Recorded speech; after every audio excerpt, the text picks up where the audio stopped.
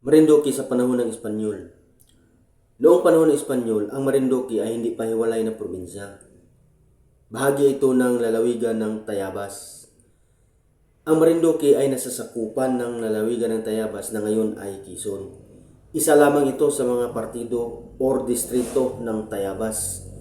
Pamahalaang kolonyal.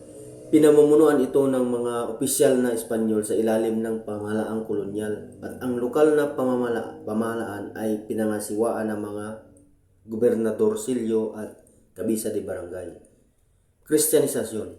Unang dumating ang mga Agustinian, kalaunan ay pinalitan ng mga Franciscan na siyang nagpalaganap ng Kristyanismo sa isla. Dito nagsimula ang debosyong Katoliko ng mga Marinduqueño. Moriones Festival, nagsimula noong ika-19 na siglo bilang tradisyong Katoliko tuwing mahal na araw na nagmula sa kwento ni San Longinos.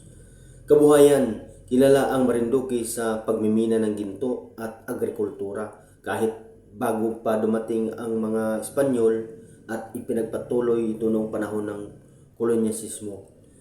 Sa panahon ng Espanyol, ang Marinduque ay bahagi lamang ng Tayabas na naging ganap na probinsya lamang ito noong 1920 sa panahon ng mga Amerikano.